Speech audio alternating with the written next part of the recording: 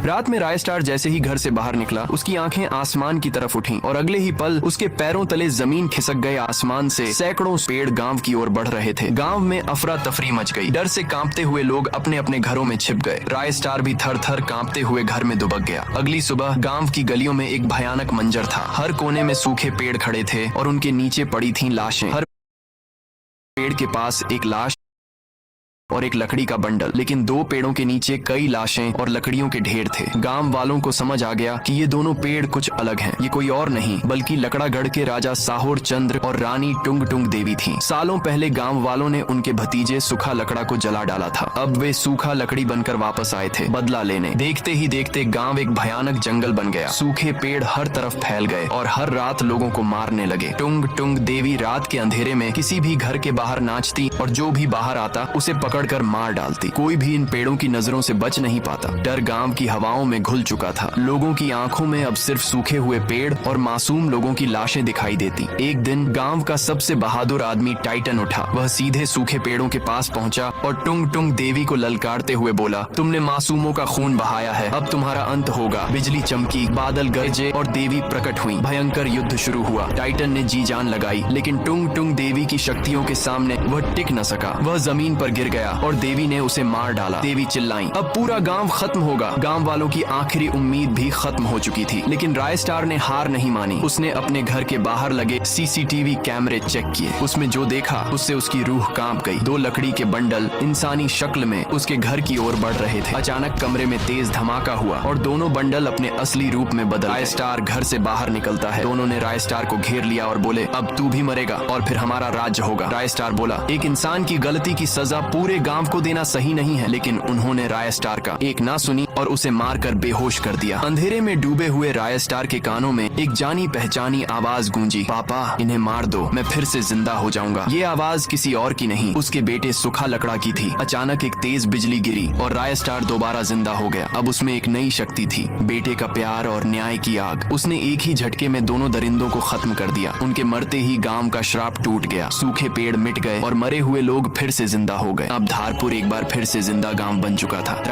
भाई मैं नूब हूँ।